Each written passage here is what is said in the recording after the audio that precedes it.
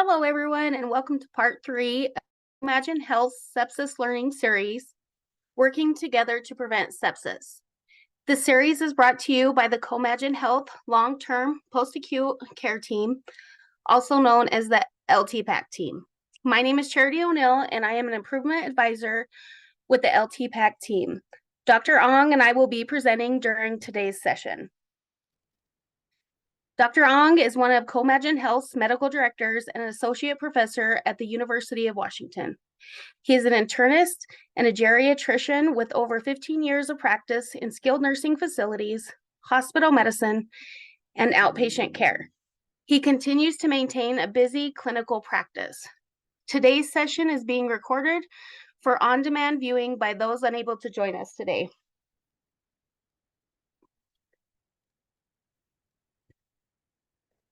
As a reminder, these sessions are scheduled for 30 minutes with the learning portion limited to 25 minutes and 5 minutes at the end for questions and comments. The CoMagine Health team will remain in the room after the session in case there are additional questions and comments. CoMagine Health is providing 0.5 nursing CEUs for each session of this learning series.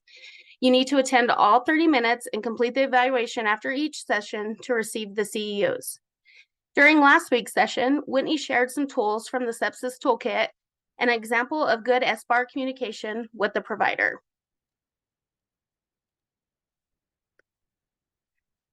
After today's session, you should be able to identify how you can use the Kamishibai or K-card system to improve important communications between nurses, CNAs, and all staff for residents who are at high risk for sepsis. And after Dr. Ong's presentation, attendees should be able to identify how to improve the SBAR communication with providers.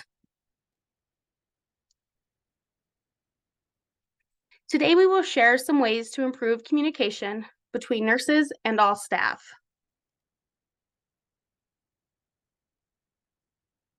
So during the next 25 minutes, think about the current processes at your facility. How do staff communicate with each other? How do the CNAs let the nurses know their concerns about a resident? There are several staff members who interact with residents every day. How do other staff members communicate their concerns?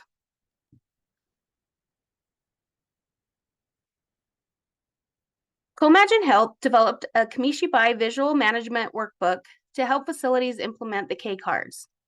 These cards are made to help facilities improve and monitor systems in their facilities. They can be adapted to individual organizations, so you can use them how it will work best for your team. We're going to put a link in chat to the CoMagine Health's Kamishibai Visual Management Workbook for using K-cards in your organization. Today, I want to share one way the K-card system can help improve communication between nurses, CNAs, and all staff members about residents who are at risk for sepsis.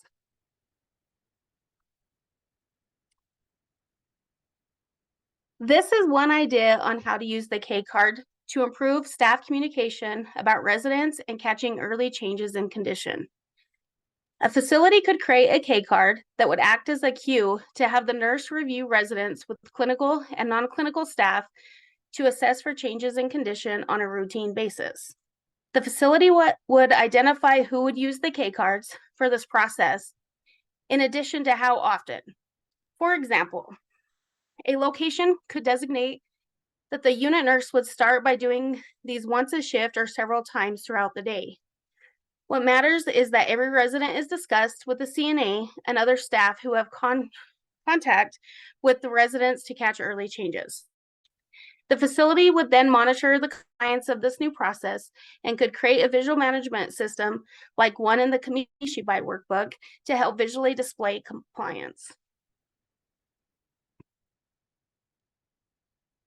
So after completing the check for changes in a resident status, the nurse collects the notes from the discussions and their assessments, and then notifies the provider of any concerning changes.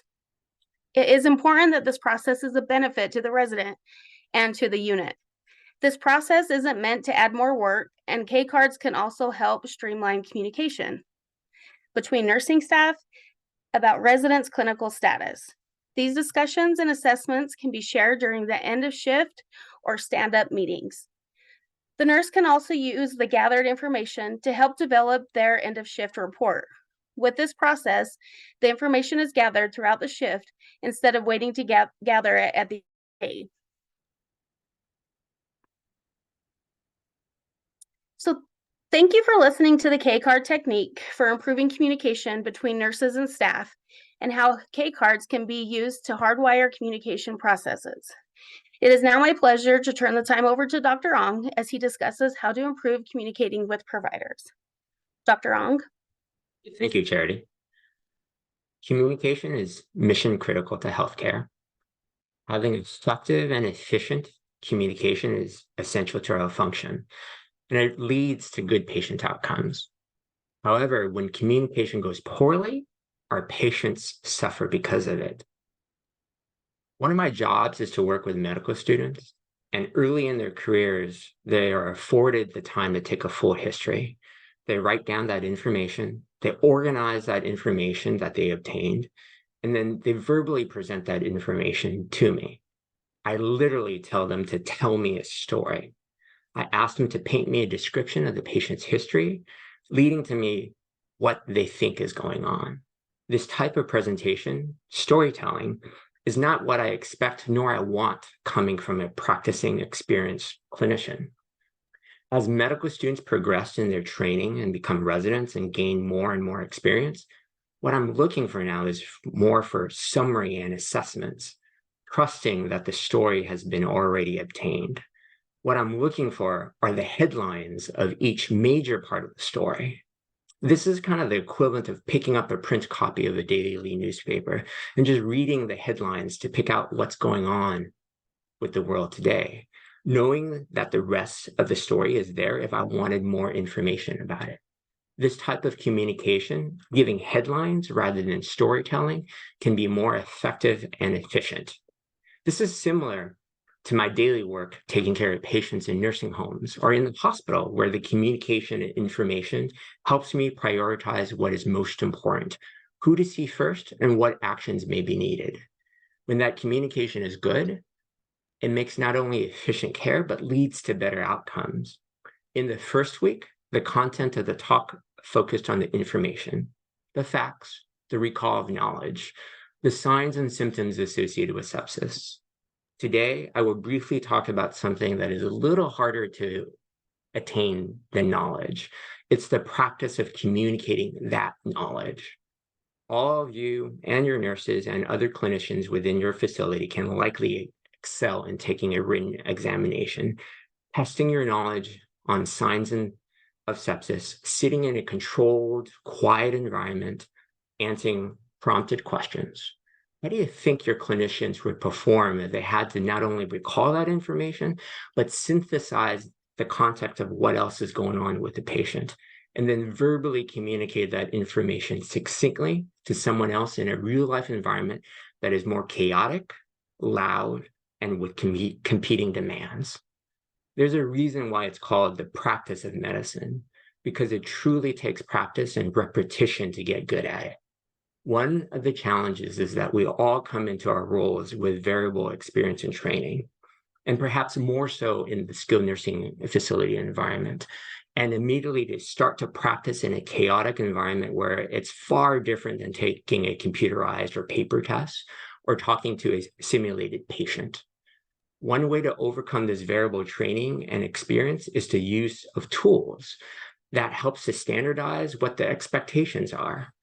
Whitney O'Donnell last week covered tools that can be utilized to recognize the signs and symptoms associated with sepsis and some interventions to recommend. I encourage you to take a look at that if you missed last week's session. There are various tools out there to help create some structure around communication, but I will share the same one that Whitney shared last week from the Institute for Healthcare Improvement, the SBAR tool, later on. I know many of you already know it, but like any tool, knowing about it versus using it repeatedly till you get good at it are very two different things. I've had to use a miter saw recently for the second time in my entire life to cut some molding, and I could tell you that I need much more practice. Having a miter saw doesn't make me a carpenter by any means without the practice that it requires to get good at it. One other way to address the differences in training and experience is to role play. This is a bit of resource-intensive work, though, and it requires a lot of time to get it right. But a possible solution is providing feedback based on direct observation and listening. Let me explain what I mean by that.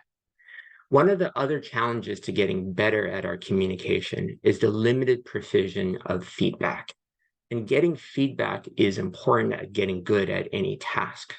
When I work with medical students, I'm expected to provide feedback to them after their verbal presentation. How else does anyone know if they're doing something poorly or well? During this series, we're focused on the communication that someone has signs and symptoms of sepsis. These conversations are usually private, they're over the phone, and they're one-on-one. Rarely are others privy to listen to that conversation. I've worked with some directors of nursing where they ask to be on a call with their nursing staff when they're paging out to an outgoing provider to listen in on that conversation, to be able to provide praise and areas of improvement on their communication skills. Granted that they couldn't be on all calls, but being on certain types of calls proved to be helpful to hear not only the content, but equally important was how it was being said. The other member of your team and your facility that can provide feedback are the providers on the receiving end, the physicians, the NPs, or the PAs. I will share with you a tool that you can possibly use to help structure that feedback at the end of my talk. I used a word earlier, trust, in the context that I trust that the story has been obtained when I work with medical trainees. In healthcare, like in any service industry, the way we communicate and connect helps establish that trust. If we communicate in an organized, confident manner, it helps to establish that trust. So when medical trainees appear to be disjointed and fumbling, it makes me second guess not only the accuracy of the information, but also their skills. Some psychologists say that judgments about someone are often made within the first 7 seconds. In my personal clinical experience, I can say that these judgments are often made faster, less than 7 seconds, even over the phone. So if judgments are made so quickly, it's critical that those first seconds are structured, prepared, and practiced. SBAR tool provides that structure to that communication that when done well leads to improving that trust. I know that many of you are already aware of it, so I won't belabor it since Whitney O'Donnell covered it last week. I'm going to try to do what I talk about, and rather than talk about the SBAR, show the practice of it. Again, it takes practice to get good at it. Don't worry, I'm not going to ask any of you to role play with me on this call. Instead, I'm going to show you some video clips. In this first example, the communication is not Hi, ideal. Dr. McCarthy. Do you have a second? A second? Sorry, I just wanted to talk about Mrs. Holmes. What's up? Well, I spoke with nursing after rounds today. I was wondering if we should change her pain medication. I'm sorry, who are you? Oh, I'm John, the pharmacist on the stroke unit while Tanya's away. Why change your medication, John? Why wouldn't we just up the dose? Well, the current med isn't fully relieving her pain, and the team says it's making her drowsy, too tired for her therapies. She's reporting her pain at 7 out of 10 for the last Okay, what are you suggesting? Well, I don't really know this patient very well. I could review her chart, but that might take a while. I'm not going to be here tomorrow. Tanya's coming back, so maybe this should wait. But Mrs. Holmes is really hoping to be home for the weekend, some big anniversary, and her husband is coming in this Thursday, so maybe one of us should talk with him. Okay. Note the runtime of the video.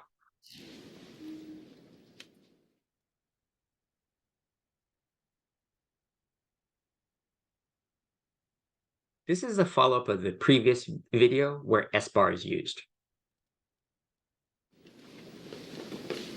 Hi, Dr. McCarthy, is this a good time? I need 3 minutes to discuss Mrs. Holmes. I'm John, I'm providing pharmacy coverage to the unit. I have a few minutes. What's up? Nursing raised a concern from rounds this morning. The situation is that Mrs. Holmes' pain isn't being well controlled. She's sedated, which is having an impact on her participation in therapies, and she's continually reporting her pain at 7 out of 10. Now, the background is that she's fallen 3 times since her admission to rehab, and she's requesting to go home at her first pass this weekend, some big family anniversary. But my assessment is that we are not adequately controlling her pain, and what we're giving her is contributing to these falls. Okay, so what do you recommend? Well, after reviewing her chart, I'm considering lowering her dose of opiates and introducing an anti-inflammatory, which would be less sedating, and she should be able to tolerate. Yeah, that makes sense. Her husband is coming in this Thursday at 10. If you're available, we could meet to discuss. Okay, sounds like a good plan. Let's meet back here and we'll talk to the family together. Okay. You can see the blatant use of S-bar, calling out each transition of the S-bar, the situation, the background, the assessment, and the recommendations. There are many aspects that we can spend talking about the difference between the 2 videos, but I won't do that because time is perhaps the most valuable asset that we all have. Note the runtime of the video, almost identical to the first. Importantly, it did not take more time to do this type of communication. In the first video, the actor portraying the pharmacist stated something to the effect that it would only just take a second. In the second video, that same actor approximated that it would take 3 minutes. This may sound trivial, but giving a true approximation of the time you need someone's attention is critical so that other person can prioritize and stay focused. I would say that most clinical encounters like this would be about 3 to 4 minutes, but when done effectively, it took a third of that approximated time. Of course, there was probably time needed to be prepared with the data. That's where perhaps the other 2 to 3 minutes can be reallocated to. The feeling that a productive outcome was had from an efficient communication and the confidence that one leaves a conversation that ends well are perhaps just as important as the time saved. In this video, the sections of the S-bar isn't called out, but the content is all there still. Hi, Dr. Hi, Dr. Feldman? Yes, this is Amy from 2 West. I've been taking care of Miss Everett. Uh-huh. Well, she's an 82-year-old woman. She was admitted 3 days ago with DVT. She's on heparin, telemetry, and oxygen.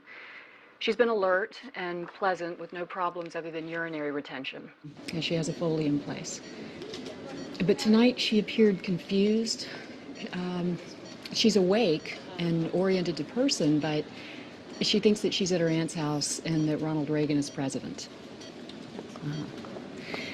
Yeah, well, no, I checked with her nurse from the last few nights and confirmed that she doesn't sundown and she's normally very sharp.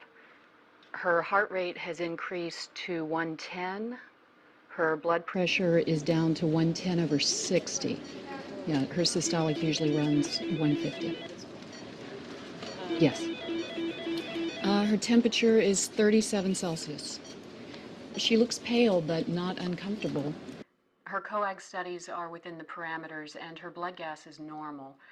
All other AM labs are normal. She's not putting out much urine, and it looks cloudy to me. I'm worried about her. I think she needs to be seen. You want me to order some labs? Maybe send her urine for culture? Yes, sounds like she could be getting septic. Send a urinalysis with culture, chemistries, and a CBC. Thanks for calling. I'm on my way, but I need to know if there are any changes immediately. Several aspects that I would like to highlight from this video. Note the communication of the acute change when the patient was confused. The nurse described the patient thinking that the president was still Ronald Reagan. Note the preparation, the data collected from talking to the other nurse to help establish that baseline. Also note the preparation where the nurse reviewed the trends of heart rate and blood pressure and noted that the patient's systolic blood pressure usually runs 150. The reported current blood pressure would be considered normal, actually, heard in isolation. But knowing the trend helps with the clinical context that something now is different. Note that the lab results were not only were ready and shared, but there was also an interpretation of the lab results reported as normal. There's not a report out of all the lab values that are not within reference range. There was an interpretation of those values. I have answered many calls listening to the nurse reading off every value on the CBC differential that was abnormal. And lastly, note the statement that the nurse made. I am worried about her, clearly expressing her concern, but also what was needed. I think she needs to be seen. The last video highlighted something that I want to call out that isn't necessarily intuitive unless you have lived that life. It highlights that the physician returning the call wasn't in the office or the hospital. She was at home. She was going through her mail in the kitchen and perhaps ready to grab a bite to eat, doing daily normal things. The person placing the call was in the facility. They were working directly with the patient. A provider being on call looks differently for each provider and organization, but recognizing that people may be delayed for various reasons or caught in unanticipated situations is important. With that said, though, if you're placing a call or a page for sepsis, do not wait longer than 5 to 7 minutes in between attempts.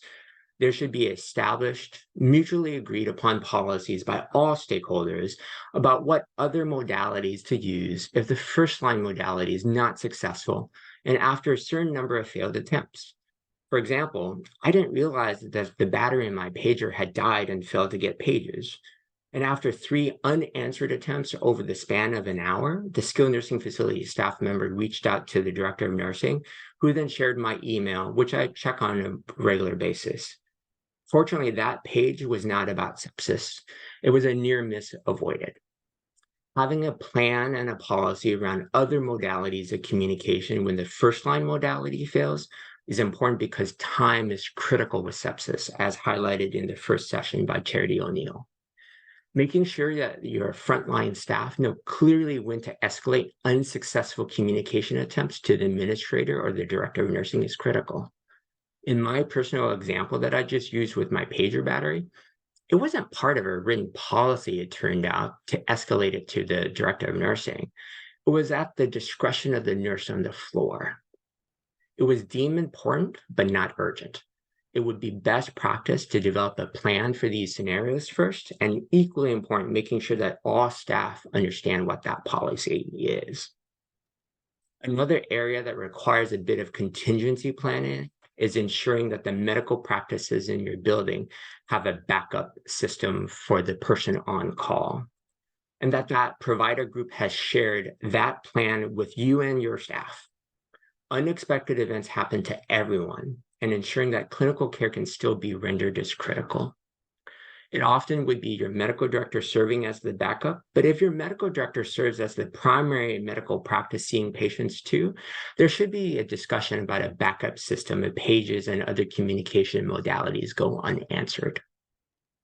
Another area that should be checked on as well is the internal phone system within your facility. I've had my fair share of answering pages, calling back to a phone tree that ends up in either a voicemail that no one knows to check, or a line that automatically disconnects because the voicemail is full, or it just keeps on ringing. The nurse within the facility has no clue, of course, that the phone lines aren't working as intended.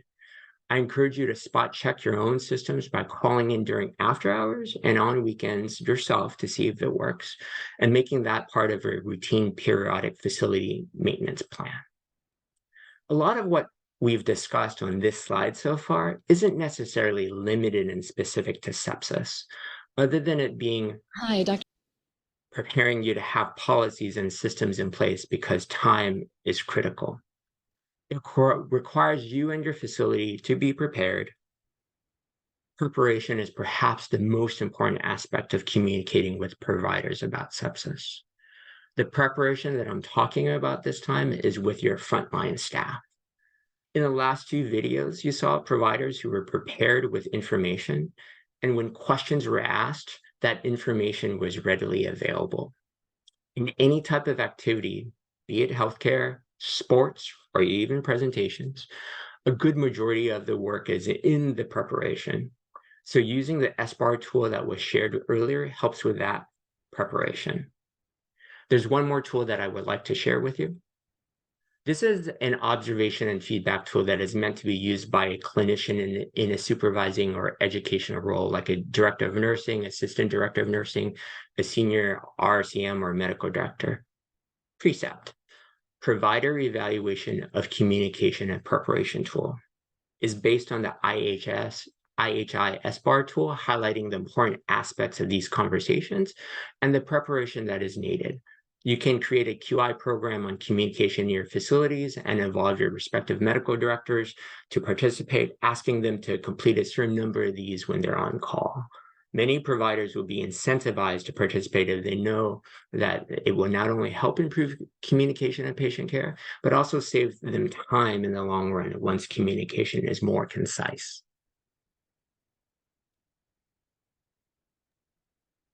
Thank you, Dr. Ong. You shared some amazing ideas on how to improve the SBAR process.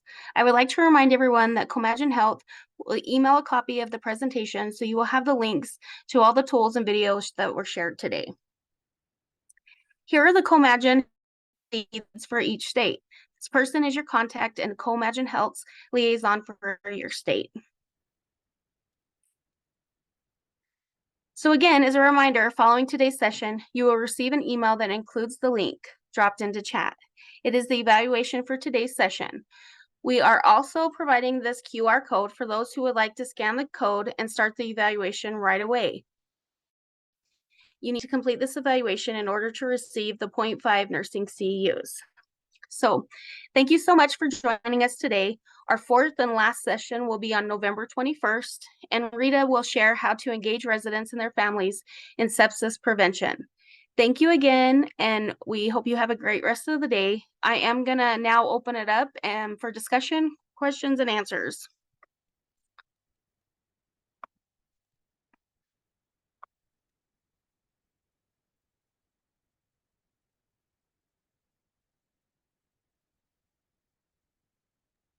All right, we wanted to thank everyone so much for joining.